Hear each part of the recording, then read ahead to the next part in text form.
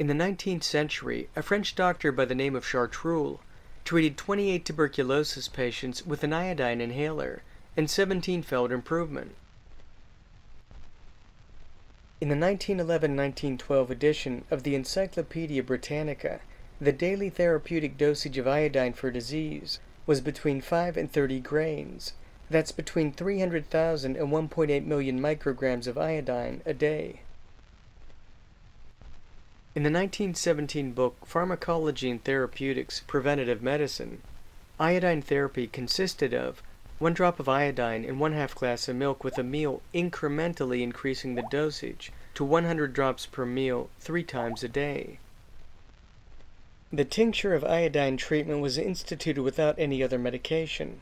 Distinct improvement occurred in 2 weeks, and by the time the 100-drop dosage was reached, the whole trouble had disappeared. The patient was considered cured. No other opportunity has since presented itself to try iodine under similar circumstances.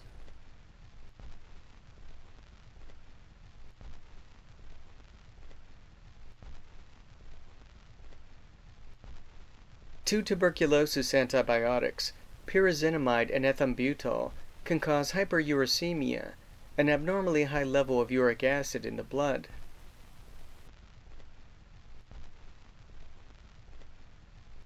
Let me impress this fact upon you, for I am convinced that our most formidable single weapon in the war upon established pulmonary tuberculosis is that bête noire of modern therapeutics, the uric acid diathesis. We cure our consumptives by making them gouty.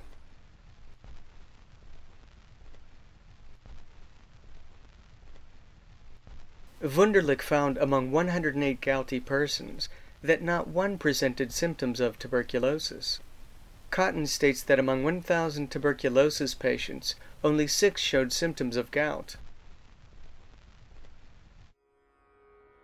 The following factors increase your risk for gout. Use of certain drugs including levodopa.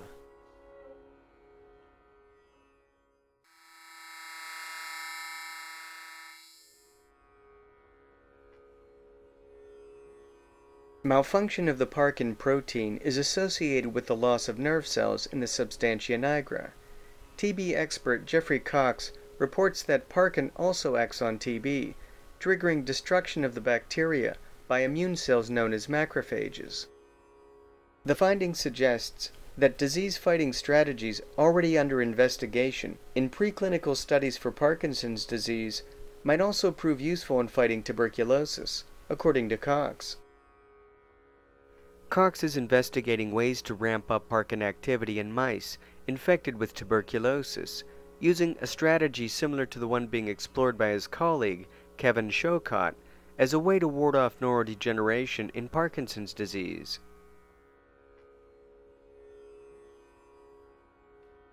From a park gene perspective, it is of interest that both parkin Park2 and LRRK2 Park8 are genes associated with leprosy, which is a chronic infectious disease of peripheral nerves. An international team of scientists conducted a genome scan and found that susceptibility to leprosy was significantly linked to region Q25 on the long arm of chromosome 6. Mycobacterium leprae is the bacteria which causes leprosy and is rod-shaped with a waxy coating. It closely resembles Mycobacterium tuberculosis. Like Mycobacterium tuberculosis, M. leprae is gram-positive and acid-fast. Mycobacterium leprae is thought to be spread from person to person through inhalation of the bacteria from an infected person. Leprosy has traditionally been classified into 2 major types, tuberculoid and lepromatous. Patients with tuberculoid leprosy have limited disease and relatively few bacteria in the skin and nerves, while lepromatous patients have widespread disease and large numbers of bacteria.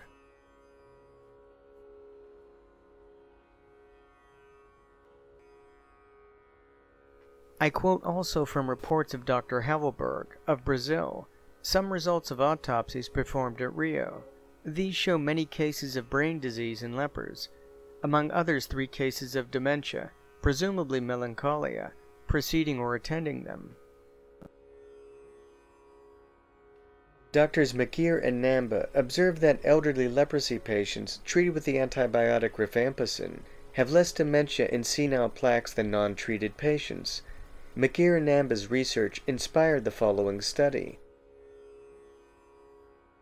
The TB antibiotic rifampicin has been shown to prevent the formulation of and to dissolve the protein called alpha-synuclein in the test tube and in mice studies. Alpha-synuclein clog the brains of Parkinson's patients, and when they form clumps, they are called Lewy bodies.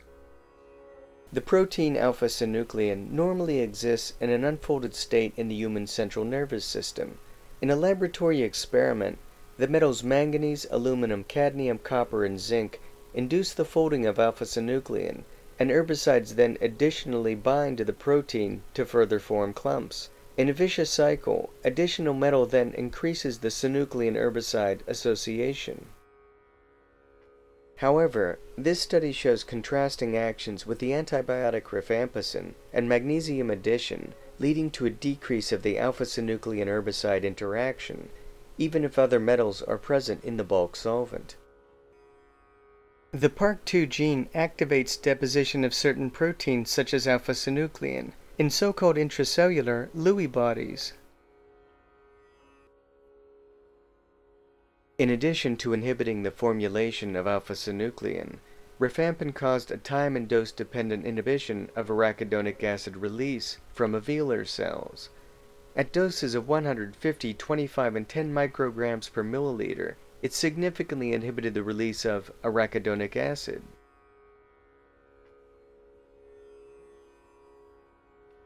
Researchers have taken detailed images and measurements of the morphing structure of a brain protein thought to play a role in Parkinson's disease. The protein, called alpha-synuclein, morphs into harmful structures known as amyloid fibrils, which are linked to protein molecules that form in the brains of patients with neurodegenerative diseases. The abnormal protein formation characterizes a considerable number of human diseases, such as Alzheimer's, Parkinson's, and Huntington's diseases, and type 2 diabetes.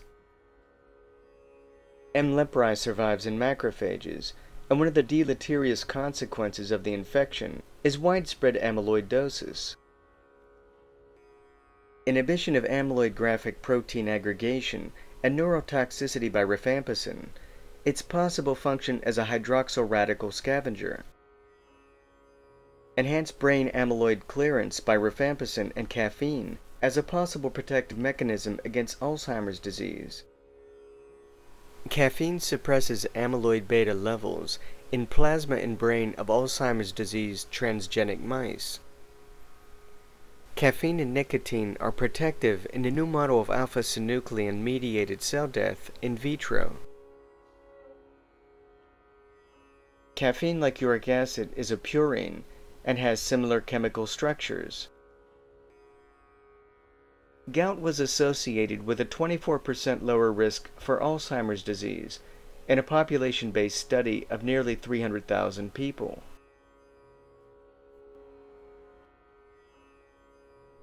Ibuprofen suppresses plaque pathology and inflammation in a mouse model for Alzheimer's disease. Use of ibuprofen pain relievers like Advil and Motrin for more than 5 years reduced Alzheimer's risk by 44% in a study reported in the May issue of Neurology. M. leprae survives in macrophages, and one of the deleterious consequences of the infection, which is reduced by Dapsone, is widespread amyloidosis. Namba found neurofibrillary tangles in varying amounts in hippocampus, parahippocampal gyrus, and occipital temporal gyrus in leprosy patients. Statistical analysis of these data show that the probability of developing dementia is reduced to 63% by treatment with either Dapsone or Promin. Dapsone is the frontline antibiotic for leprosy, and Promin is a derivative of Dapsone. Up to 50% of patients with Parkinson's disease dementia also develop sufficient numbers of amyloid beta plaques and tau-containing neurofibrillary tangles for a secondary diagnosis of Alzheimer's disease, and these pathologies may act synergistically with alpha-synuclein pathology to confer a worse prognosis.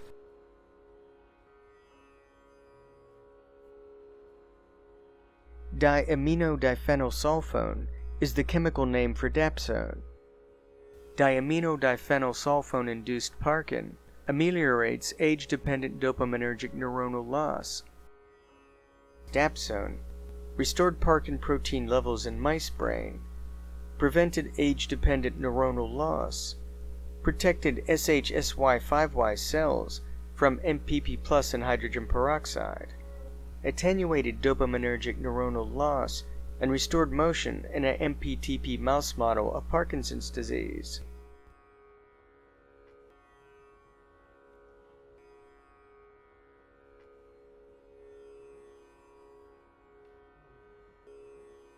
Rifampicin as a novel tyrosinase inhibitor. Inhibitory activity and mechanism. Our results indicate that rifampicin is cytoprotective under a variety of experimental conditions and suggest that it may be useful in Parkinson's disease therapeutics. Analogues of ethionamide, a drug used for multi-drug-resistant tuberculosis, exhibit potent inhibition of tyrosinase.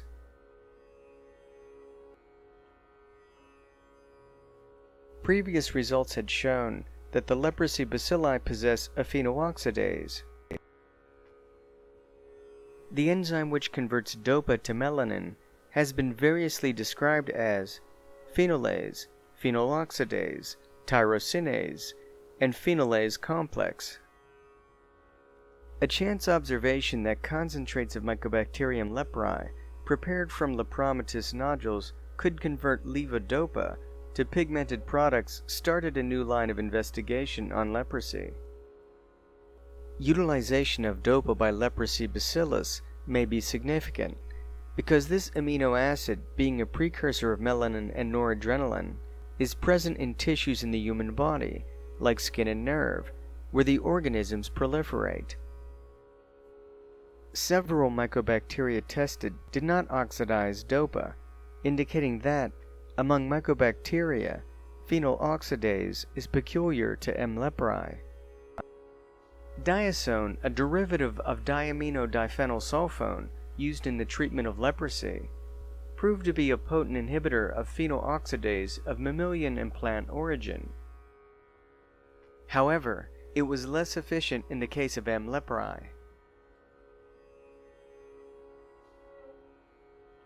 A biochemical peculiarity of M. leprae was observed in its ability to metabolize mimosine and penicillamine. These compounds produce total inhibition of tyrosinase in melanoma extract and mushroom tyrosinase. In streptomycetes, it has been suggested that the enzyme functions as a detoxifying mechanism. The degradation of toxic compounds like mimosine and penicillamine by M. leprae probably exemplifies this role of phenyloxidase in the leprosy bacillus. Non-toxic inhibitors of phenyloxidase in the leprosy bacilli may be of value in developing a rational approach to chemotherapy of the disease.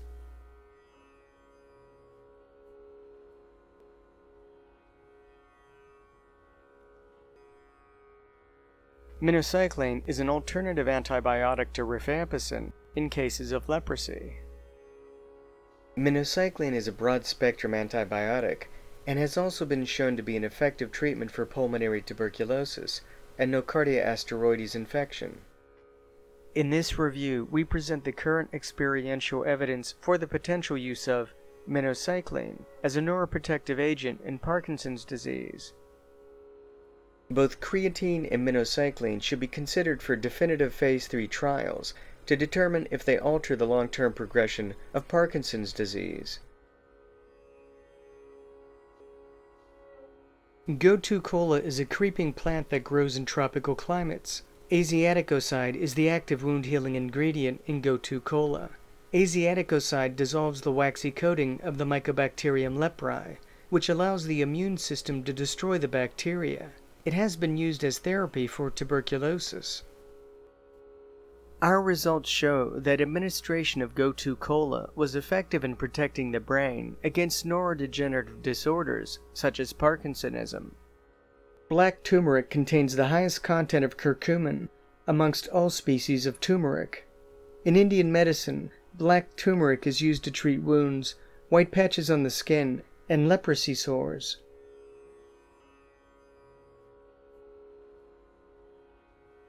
M. leprae can inhibit the gene activity of the vitamin D-dependent immune pathway used to fight infection, thereby blocking the ability of macrophages to kill the bacteria. Consequently, cathelicidin levels were significantly lower in both treated and untreated leprosy patients when compared to controls. In cases of leprosy, iodine levels did not reach the values of healthy persons. Serum magnesium was significantly decreased in all types of leprosy cases. Glutathione, glutathione peroxidase, and glutathione reductase were significantly low in leprosy cases as compared to the control group.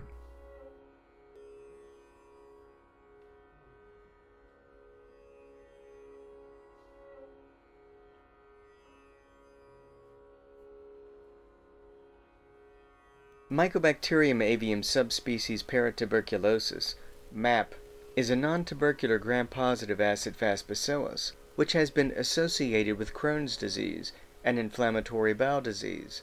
Numerous clinical studies have implicated it with Crohn's, and many doctors, including Dr. Broxmeyer, thinks paratuberculosis causes Crohn's. Crohn's disease is classified as an autoimmune disease where the terminal ileum comes under attack by the host's immune system in response to microbial colonization and/or invasion, thereby resulting in chronic inflammation. Crohn's disease is named after Dr. Burrell B. Crohn, who first described the disease in 1932, when he convincingly distinguished this disease from intestinal tuberculosis. MAP causes Johne's disease in animals. Johne's disease is a chronic infection that primarily affects the small intestine. Cattle, sheep, goats, deer, antelope, and bison can get Johne's from MAP. Birds, raccoons, fox, rabbits, weasels, mice may be infected, but rarely do they become sick because of the infections. MAP is a specific cause of chronic inflammation of the intestines in many different ruminants, including rare species, monogastrics such as dogs and pigs, and, so far, 4 different types of subhuman primates, macaques, baboons, gibbon, and cottontail tamarins.